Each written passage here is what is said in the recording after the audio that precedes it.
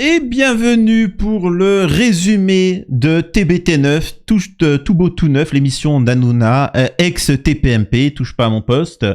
Un petit résumé de la journée. Alors d'habitude, encore une fois, je le répète, s'il y a vraiment une grosse actu, un gros événement, un clash, des débats animés, un sujet ultra intéressant, on fera une vidéo spécifique. Mais là, pour l'instant, je résume toute la journée.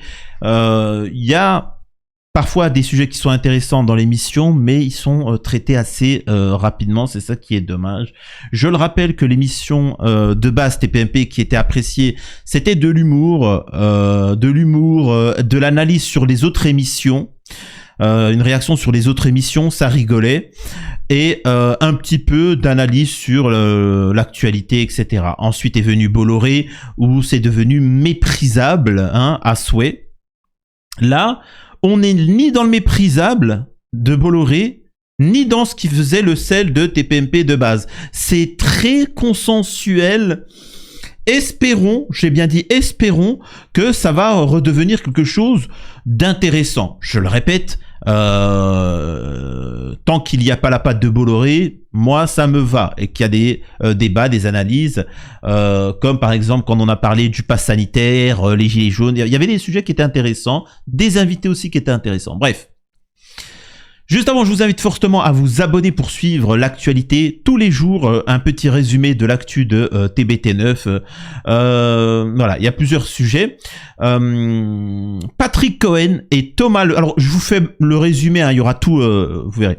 Patrick Cohen et Thomas Legrand font polémique dans une vidéo avec des responsables du PS. Vous avez très certainement vu cette vidéo qui a fait le buzz, où ils sont au restaurant et ils sont filmés en train d'expliquer qu'ils vont mettre en avant un candidat du PS, alors que c'est des journalistes télé, etc. Donc regardons ça. Oui, ce qui est problématique, c'est effectivement que ces deux journalistes qui sont donc du service public prennent le rôle d'acteurs et non de commentateurs. Donc acteurs dans une stratégie électorale donc du Parti socialiste. Donc après ces vidéos, Thomas Legrand a été suspendu à titre conservatoire de son poste donc à France Inter, ce qui n'est pas le cas de Patrick Cohen qui lui a pu faire sa chronique ce matin comme si de rien n'était. D'Artigoul. Et tout simplement. Alors non, il y avait un petit truc, c'est que apparemment. Il ne parle pas. Oui. Quoi Il ne parle pas dans la vidéo. Oui, c'est ça. C'est qu'il est cité. On a entendu donc Thomas Legrand dire nous on fait ce qu'il faut pour Dati, Patrick et moi, mais Patrick Cohen lui ne parle pas. C'est Thomas Legrand qui parle en son nom. Oui, d'Artigol. Ce que j'ai regretté, c'est que ça prenne des proportions. C'est pas l'affaire du siècle, c'est pas une affaire d'État. Il me semble que les journalistes politiques, en effet, déjeunent avec des responsables politiques. C'est leur métier. Moi, j'ai déjeuné avec plein de monde. Oui, mais voilà, c'est leur métier. Alors, ce qu'il faut comprendre, c'est que le monde, ça a changé auparavant. Avant, les médias ne s'acoquinaient pas avec les hommes politiques. Maintenant, Léa Salamé est en couple avec Glucksmann, etc. C'est incroyable. Donc, oui, c'est ce qu'on appelle le monde politico-médiatique. Alors, Hanouna, là, il vient de faire un commentaire parce que j'allais lui tomber dessus, mais écoutons, et après je fais mon analyse. Il y a aussi des journalistes plutôt de droite, c'est ce que j'ai dit dans mon tweet, qui peuvent aussi avoir leur réseau. Ce qui pose peut-être problème, ça je suis prêt à ce qu'on puisse en discuter, c'est le financement du service public, ça je suis d'accord, et j'ai simplement dit qu'il n'existait pas de neutralité. Un journaliste qui va vous dire je suis neutre, cela n'existe pas, parce qu'on a tous une éducation, des références, voilà. C'est la seule chose, mais j'ai trouvé que ça... Moi, ce qui je trouve détestable sur CNews et avec Hanouna, c'est que ils ont déjeuné, ils ont invité pendant les vacances Bardella, pour ceux qui s'en souviennent, Hanouna. Ils ont mis en avant absolument de manière éhontée l'extrême droite, le RN, espérant les mettre au pouvoir pendant les élections européennes et législatives, espérant à ce moment-là qu'ils arrivent au pouvoir. Donc, ce qu'ils reprochent actuellement là sur cette vidéo-là, eux l'ont fait. Donc, moi, je répète, il y a un problème où ils sont là tous pour leur intérêt propre, ils sont tous là pour la gamelle, c'est ce qu'on appelle la classe politico-médiatique. Certains groupes politico-médiatiques sont opposés à d'autres groupes, mais ça reste des gens qui sont là pour leur propre intérêt et pas ceux des Français. Donc voilà pour mon analyse sur cette polémique-là. Et là, on arrive sur quelque chose d'assez comique. c'est vrai que j'avais pas traité cette affaire-là. Concernant Anne, vous savez, celle qui s'était fait arnaquer par un faux Brad Pitt, où elle se victimise, où elle pleure, etc. Il y a des gens qui la soutiennent, d'autres non. Pour rappeler le contexte, cette femme-là était mariée avec un millionnaire, donc qui gagnait bien sa vie, qui a beaucoup travaillé pour gagner des millions d'euros. Et cette femme-là essayait toujours de draguer des personnes un peu plus riches ou des stars. Ensuite, elle est tombée sur un pseudo Brad Pitt et donc elle a commencé à draguer ce Brad Pitt, ce faux Brad Pitt, alors que c'était un brouteur, c'était un faux Brad Pitt, et lui envoyer de l'argent espérant vivre plus tard, en fait, faire cocu son mari et partir avec Brad Pitt et devenir une star hollywoodienne, plus riche que son mari, une star hollywoodienne et tout ce que tu veux. Sa fille, à Anne, va expliquer que attention, c'est une arnaque, c'est pas correct, c'est pas bon. Elle va s'embrouiller avec sa fille. Il s'avère qu'elle a donné l'argent de son conjoint à un brouteur, à un faux Brad Pitt, et ensuite elle va taper scandale. La véritable victime, c'est le mari qui a travaillé, qui s'est fait voler son argent par sa femme qui l'a trompé avec même pas un vrai mec. Donc voilà qui est Anne. Elle n'a pas perdu 830 000 euros, elle a perdu 1 million d'euros de son mari. Nuance. Écoutez ça. On se dit comment c'est possible. Ah oui. Mais oui, mais elle était malade, elle était faible. Rappelons qu'elle a fait après 3 tentatives de suicide. Elle était à la Réunion, elle était esseulée, elle sortait d'une histoire sentimentale compliquée et c'était tellement bien fait qu'elle y a cru vraiment. Arrêtez les photomontages, on les a les photomontages de Brad Pitt.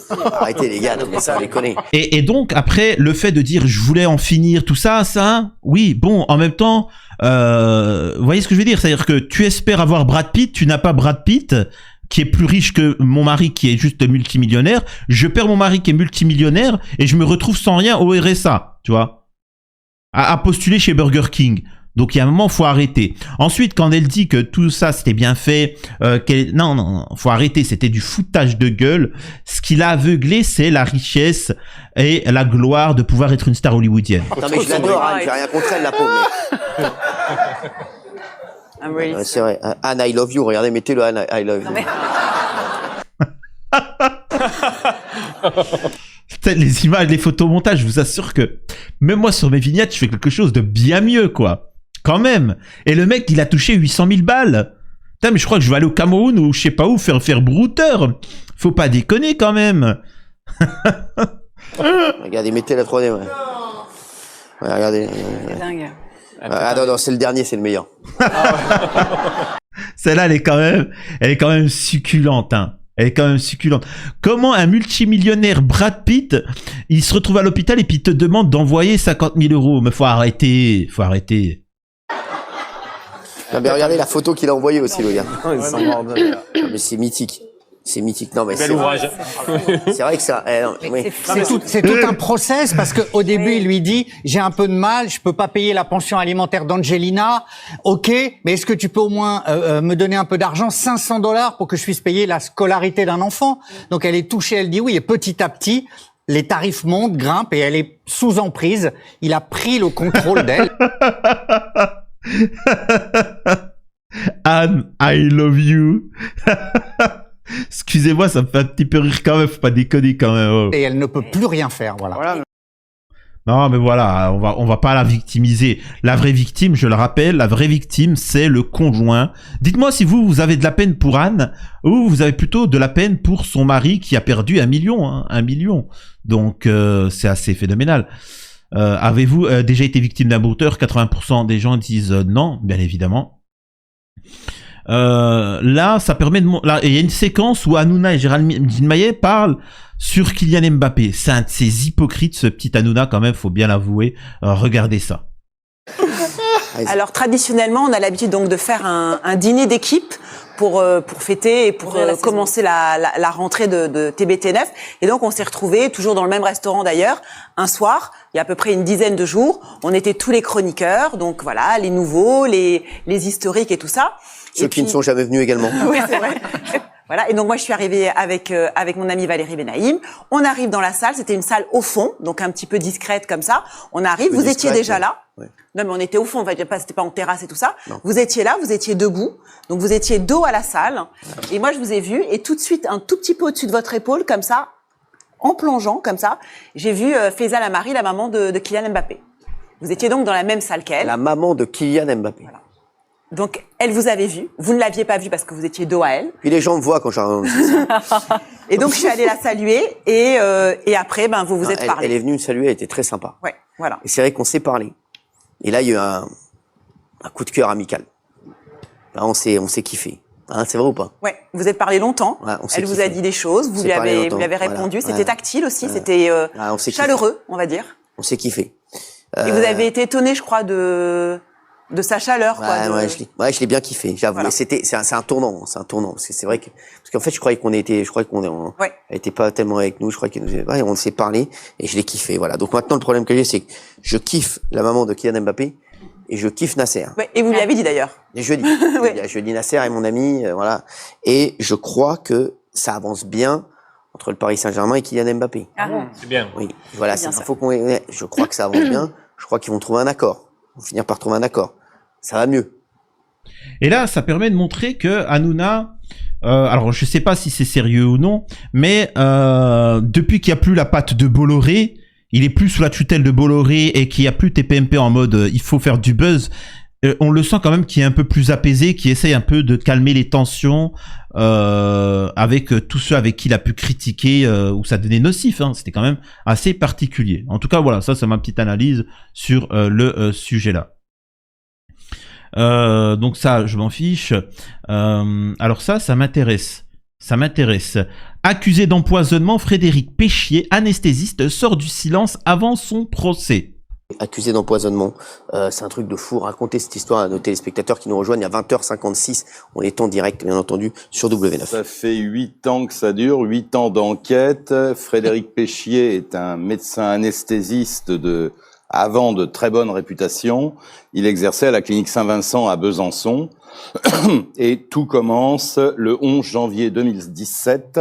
Une jeune femme, mère de famille de 36 ans, Sandra Simard, vient se faire opérer d'une hernie discale et elle fait un arrêt cardiaque pendant l'intervention chirurgicale. Oh putain. Et à ce moment-là, le docteur Péchier, c'était pas lui l'anesthésiste, mais il était à côté du bloc opératoire.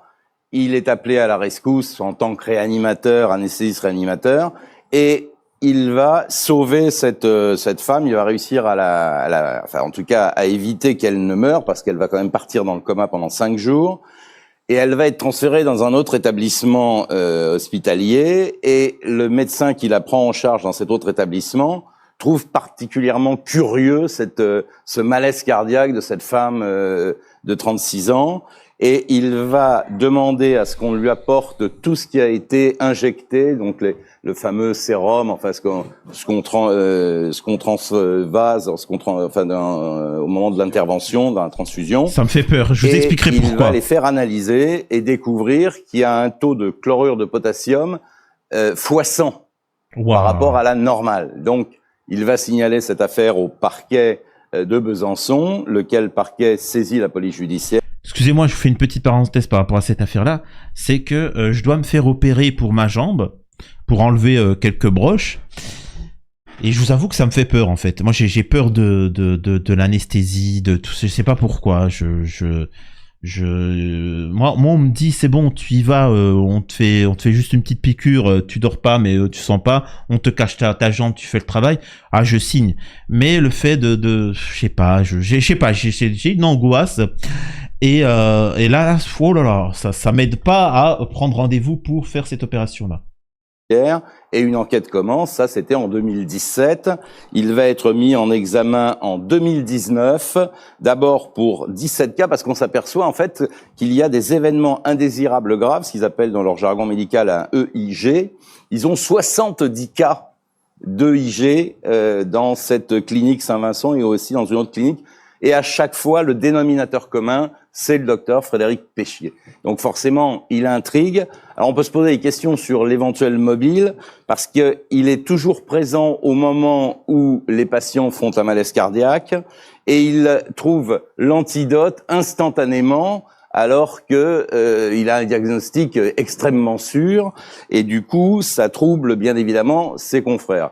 On a parlé jalousie. Alors, pour être tout à fait complet, lui nie catégoriquement les faits. Il n'a d'ailleurs pas été incarcéré. Oui. Il est resté libre. Il a été mis en examen pour 30 empoisonnements, dont 12 mortels quand même.